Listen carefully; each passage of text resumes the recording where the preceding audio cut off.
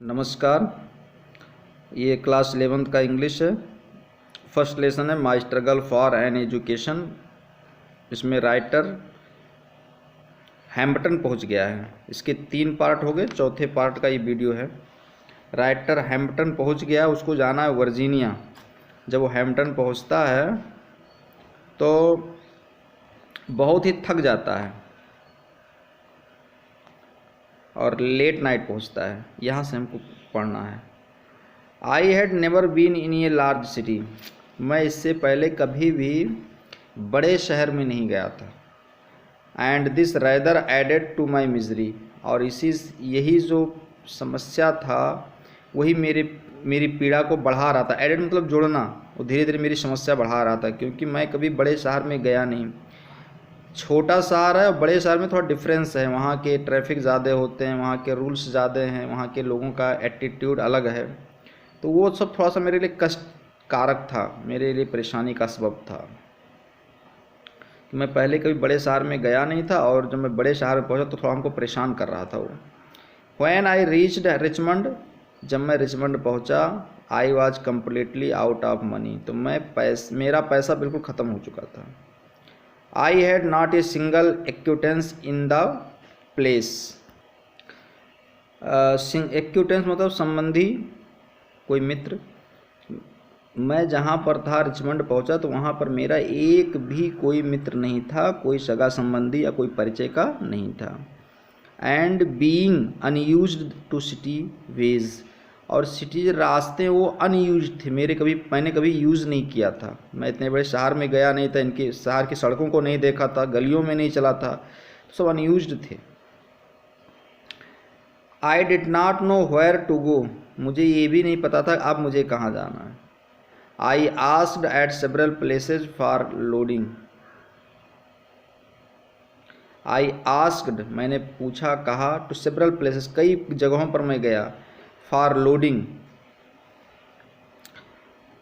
For lodging रुकने के लिए मैं कई जगहों पर गया। ये लॉजिंग है। लॉजिंग मतलब रुकना। लॉज होता है ना, जहाँ पर रहने का आश्रय गृह होता है। मैं कई जगहों पर गया कि यहाँ पर भाई मैं रुक जाऊँ, यहाँ रात बिता लूँ, 2-4 दिन रह लूँ। लेकिन सब लोग क्या कहते थे, but they all wanted money. लेकिन वो लोग रुपया चाहते थे कि पैसा दो फिर यहाँ रह लो। And that was what I did not have. और वही चीज़ मेरे पास नहीं था। मेरे पास केवल पैसा ही नहीं था। Knowing nothing else better to do. Knowing nothing, जान करके भी, ING जीरंड लगा हुआ है, जानकर। नथिंग एल्स कि अब कुछ नहीं होना, बेटर टू डू लेकिन कुछ अच्छा करना है। मैं जानता था कि अब कुछ हो भी नहीं सकता, मेरे पास पैसा भी नहीं, कोई मुझे जगह भी नहीं देगा, खाना भी नहीं मिलेगा, लेकिन फिर भी इच्छा शक्ति था कि मुझे कुछ अच्छा करना है। आई वॉक्ड द स्ट्रीट, में गलियों में चलता रहा।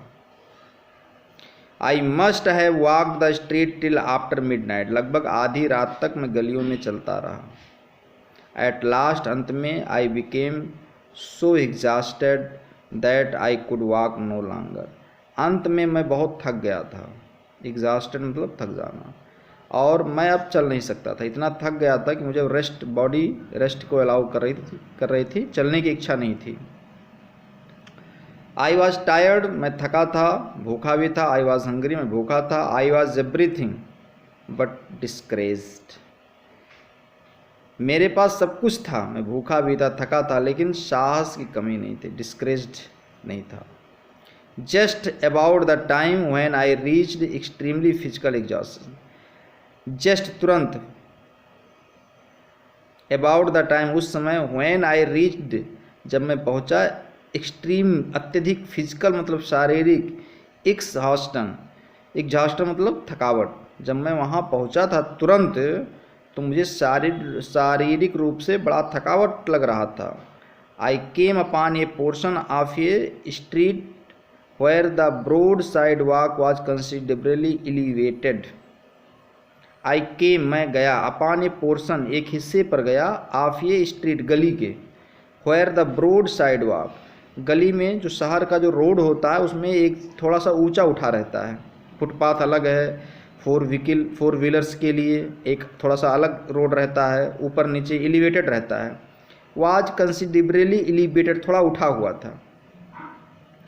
आई waited for a few minute, मैं वहाँ कुछ देर तक इंतज़ार किया। Till I was sure that no passers by could see me, और जब मुझे विश्वास हो गया कोई मेरे बगल से नहीं निकल रहा है, कोई यहाँ से आ जा नहीं रहा है। एंड देन, और तब crept under the sidewalk, और फिर मैं क्रेप्ट रेंगना अंडर द साइड वॉक, जो उठा वाला हिस्सा था, एक नीचला, एक ऊपर वाला हिस्सा था थोड़ा सा एलिवेटेड था, एक निचला वाला हिस्सा था। नमस्कार। Crept under the side walk, मैं उसी के नीचे लेट गया जो एलिवेटेड पोर्शन था। एंड ले for the night on the ground, पूरी रात में ज़मीन पर ही लेटा रहा। With my satchel of clothing was for a pillow, जो मेरा कपड़े से भरा हुआ थैला था वो मेरा तकिया का काम किया। नियरली ऑल नाइट, इस तरह से लगभग सभी रात। I could hear the tramp of feet over my head. I nearly all night, लगभग सारी रात। आई कुड हियर, मैं सुन सकता था, मैं सुनता था। The tramp of feet over my head, लोग जो ऊपर का हिस्सा था, रोड का जो ऊपरी हिस्सा उस पर लोग चलते थे, नीचे का थोड़ा दबा हुआ हिस्सा था उसी पे राइटर लेटा रहता था। तो पूरी रात उसको ऊपर से चलने की आवाज़ सुनाई पड़ती रही।